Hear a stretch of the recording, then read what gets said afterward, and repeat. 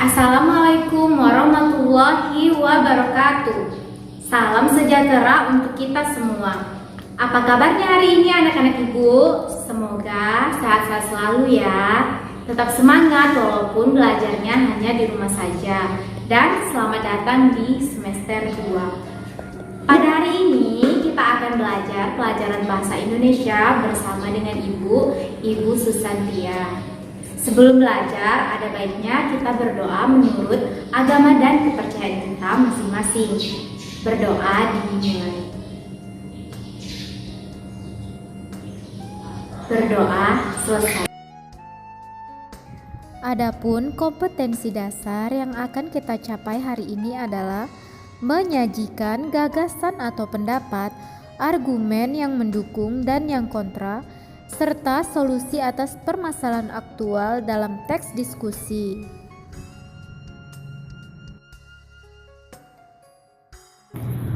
Tujuan pembelajaran: siswa mampu menyajikan gagasan ataupun pendapat yang mendukung dan kontra serta solusi atas permasalahan aktual dalam teks diskusi. D. Menyajikan teks diskusi. Dengan berdiskusi, kalian dapat memperluas pengetahuan serta memperoleh banyak pengalaman. Sebelum melakukan kegiatan diskusi, ada baiknya memahami langkah-langkah menulis teks diskusi terlebih dahulu. 1. Persiapan menulis teks diskusi. Teks diskusi menyatakan pendapat atau meyakinkan pembaca atau pendengar untuk setuju dengan sudut pandang tertentu. Oleh karena itu, pendahuluan teks diskusi haruslah jelas dan menyimpulkan pesan utama yang hendak disampaikan. Judul juga tidak kalah pentingnya. Gunakanlah judul yang menonjol, inspiratif, atau kontroversial. Tulisan harus melibatkan emosi pembaca agar berminat untuk membaca teks yang dibuat. Berikut beberapa cara untuk menarik perhatian pembaca.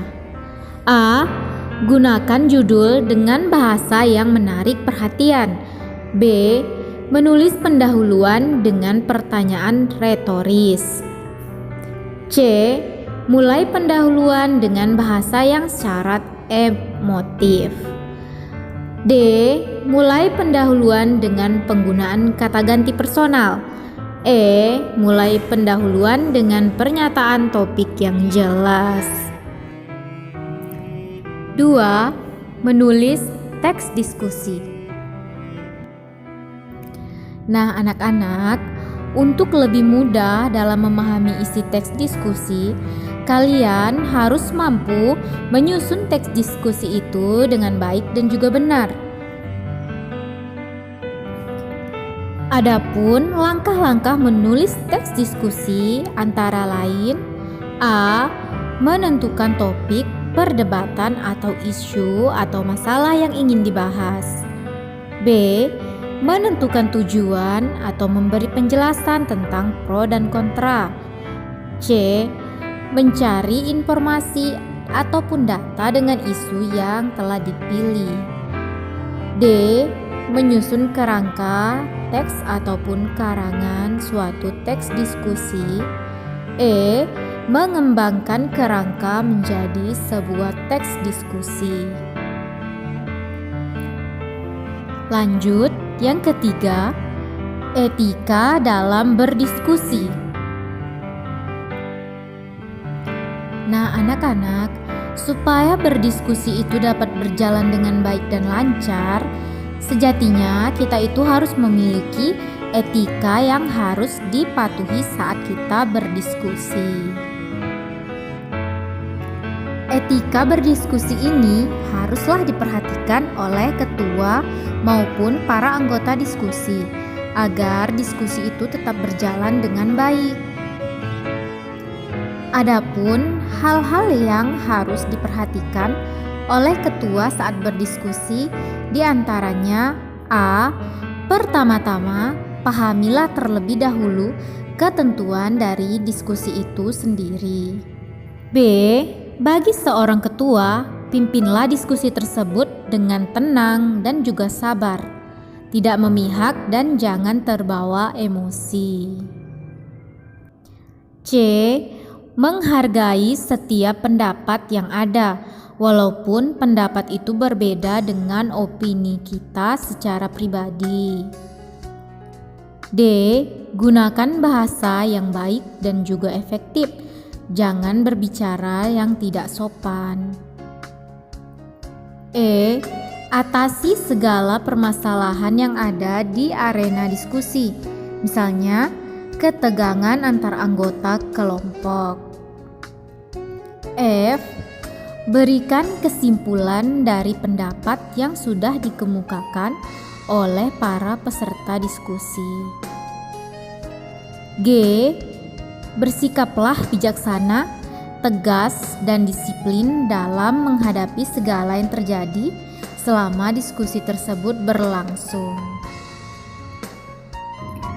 Nah, anak-anak, kita masuk pada pembahasan yang E, yaitu kegiatan literasi.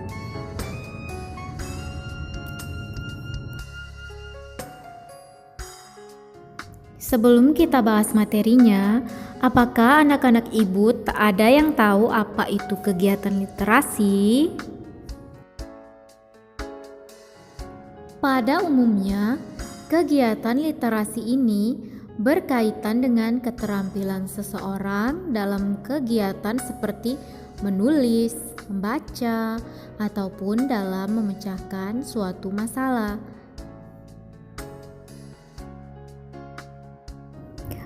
Buku merupakan salah satu sumber informasi. Dengan adanya buku, kita bisa mendapatkan wawasan yang luas. Pada kegiatan literasi kali ini, kalian diajak untuk membaca buku non-fiksi dengan tema kesehatan dan olahraga. Nah, ini adalah contohnya dari tema kesehatan dan olahraga. Maka, kalian bisa memilih salah satu jenis buku non-fiksi. Kemudian sesuaikan dengan kontrak membaca yang telah ditentukan oleh guru kalian.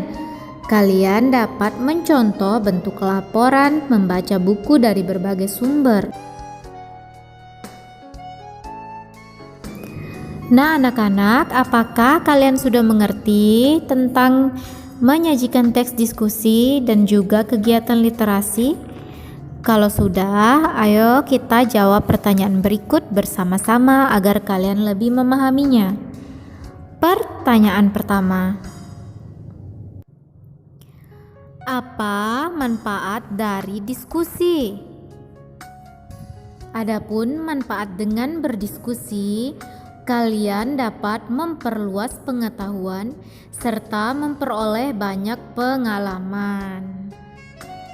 Pertanyaan kedua, sebutkan langkah-langkah menulis teks diskusi. Ada 3 langkah untuk menulis teks diskusi.